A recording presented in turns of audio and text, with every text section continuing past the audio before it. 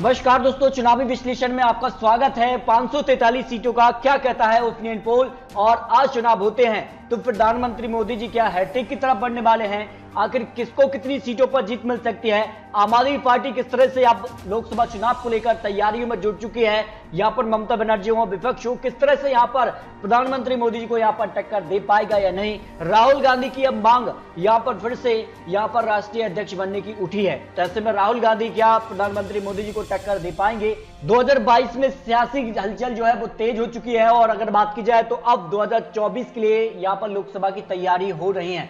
ऐसे में जिस कार से यहाँ पर हाल ही में विधानसभा चुनाव के रिजल्ट देखने को मिले हैं, उसके बाद बीजेपी अपने दम पर और यहाँ पर कुछ गठबंधन सरकार के दम पर 18 राज्यों पर काबिज हो चुकी है, जबकि कांग्रेस केवल 5 राज्यों पर ही काबिज हो चुकी है और आम आदमी पार्टी 2 राज्यों पर अपनी सरकार बनाने में कामयाब रही है। ऐसे में अनुमान लगाया जा रहा है कि इस बार लोकसभा चुनाव के लिए विपक्ष काफी अहम होने वाला है। किस तरह से वो क्या यूपीए के साथ देता है या फिर अपने दम पर टक्कर देगा प्रधानमंत्री मोदी जी को, ये महत्वपूर्ण हो जाता है। अगर बात की जाए तो किस कार से देश के अंदर जो है बीजेपी विधायकों की संख्या 1339 से सबसे ज्यादा है, जबकि कांग्रेस विधायक 762 ही रह गए हैं, आम आदमी पार्टी 156, और जिसमें ममता बनर्जी हो या फिर शिवसेना या फिर अन्य जो विपक्ष है वो काफी महत्वपूर्ण हो जाता है। वो किस तरह से यहाँ पर प्रधानमंत्री मोदी टक्कर देता है। प्रधानमंत्री मोदी जी सीक्रेट का जो जीत का फॉर्मूला है वो हिंदुत्व के संदेश देने की एक बड़ी कामयाबी उनको मिली है। ऐसे में विपक्ष की सरकार की रणनीति तैयार करता है, क्या यूपीए के साथ आकर चुनाव लड़ता है, ये महत्वपूर्ण हो जाता है। प्रशांत किशोर की रणनीति के तहत अगर काम करते हैं तो फिर 2024 में टक्कर हो सकती है। लेकिन आज चुनाव तो 543 सीटों का क्या चुनावी गणित बनता नजर आ रहा है। आम आदमी पार्टी, तृणमूल कांग्रेस, शिवसेना यूपी में आते हैं तो फिर क्या कुछ आंकड़ा बनेगा 543 सीटों के लिए? इसको लेकर आपको महत्वपूर्ण विश्लेषण दिखाने वाले हैं। असम की 14 सीटों में बीजेपी 10 सीटों पर आ सकती है, यूपीए 3, जबकि अन्य के खाते में 1 सीट जा सकती है। पश्चिम बंगाल की 42 सीटें काफी महत्वपूर्ण हो जाती हैं, जहां हाल ही में विधानसभा चुनाव में ममता बनर्जी बड़ी जीत हासिल की है, लेकिन बीजेपी भी कई सीटों पर जीती है। ऐसे में अनुमान लगाया जा रहा है कि यहां पश्चिम बंगाल के लिए 20 सीटों पर बीजेपी आ सकती है, यूपीए 2 सीटों पर, जबकि टीएमसी 20 सीटों पर आ सकती है। हरियाणा की 10 सीटों पर बीजेपी को 4 सीटों पर यहां पर आ सकती है। यूपीए के खाते में 6 सीटें, क्योंकि हरियाणा पंजाब को लेकर जिस तरह से किसान आंदोलन का रुख देखने को मिला था, और हाल ही में पंजाब में बीजेपी सिर्फ 2 ही सीटों पर जीती है विधानसभा चुनाव में। ऐसे में यहाँ का सियासी हलचल तेज है। केरल की 20 सीटों में बीजेपी को 7 सीटें, यूपीए के खाते में 13 सीटें आ सकती हैं। तमिलनाडु 39 सीटों में बीजेपी को 20 सीटों पर जीत हासिल कर सकती है, यूपीए के खाते में 10 सीटें। अन्य की बात की जाए तो अन्य को 9 सीटें आ सकती हैं। दिल्ली की 7 सीटों पर एक बार फिर से बीजेपी का कब्जा हो सकता है, ये बड़ा यहाँ पर हलचल है। इसके अलावा अगर बात की जाए तो आंध्र प्रदेश की 25 सीटों में बीजेपी 15 सीटों पर आ सकती है, यूपीए 7, अन्य की बात की जाए तो 3 सीटों पर आ सकती हैं। राजस्थान की 25 सीटें काफी महत्वपूर्ण है, बीजेपी 20 सीटों पर जीत सकती है, यूपीए 4, अन्य की बात की जाए तो 1 सीट आ सकती है। पंजाब की 13 सीटें, जिसमें बीजेपी को 3 सीटें, यूपीए के पक्ष में 10 सीटें आ सकती हैं, जिसमें आम आदमी पार्टी का अहम हो जाता है कि वो यूपीए के साथ मिलकर चुनाव लड़ते हैं या अपने नंबर चुनाव लड़ते हैं, ये काफी महत्वपूर्ण हो जाता है। छत्तीसगढ़ की 11 सीटों में से बीजेपी 8 सीटों पर आ सकती है, यूपीए 3 सीटों पर समझ सकता है, जबकि पौंडीचेरी की 1 सीट जो है वो यहाँ पर यूपीए के पक्ष में जा सकती है। झारखंड की 14 सीटों में बीजेपी की 10 सीटों पर आ सकती है, जबकि यूपी के खाते में 4 सीटों पर जीत मिल सकती है।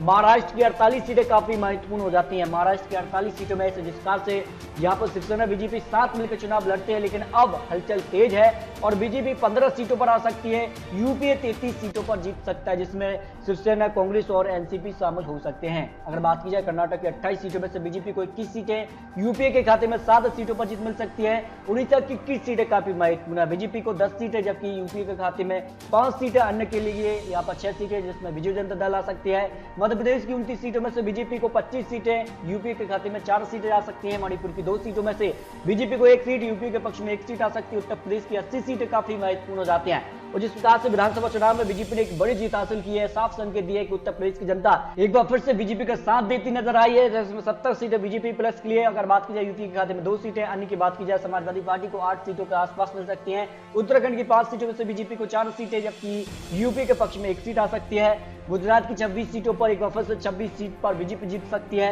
अरुणाचल प्रदेश की दोनों सीटों पर बीजेपी का कब्जा हो सकता है, जो यहाँ पर अनुमान लगाया जा रहा है। और यहाँ पर मेघालय की दोनों सीटों की अगर बात की जाए तो 1 सीट बीजेपी यूपी के पक्ष में जा सकती है। मिजोरम की 1 सीट पर बीजेपी का कब्जा हो सकता है, लक्षद्वीप की 1 सीट पर भी बीजेपी कब्जा जमा सकती है, जबकि नागालैंड की 1 सीट पर यूपीए का कब्जा हो सकता है।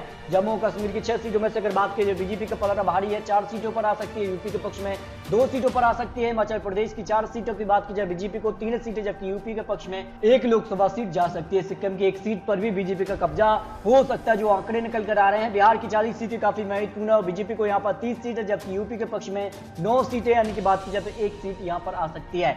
गोवा की 2 सीटों पर, दोनों सीटों पर बीजेपी का कब्जा हो सकता है। दमनदीव की एक सीट पर भी बीजेपी कब्जा जमा सकती है। दादरा नगर हवेली की एक सीट पर भी बीजेपी अपना कब्जा जमा सकती है, जो आंकड़े निकल रहे हैं। तेलंगाना की 17 सीटों में से बीजेपी को 8 सीटें, यूपी के पक्ष में 2 सीटें, अन्य की बात की जाए तो अन्य के पक्ष में 7 सीटें जा सकती हैं। त्रिपुरा की 2 सीटों में से एक सीट एनडीए पक्ष में, एक सीट यहाँ पर यूपी के पक्ष में जा सकती है।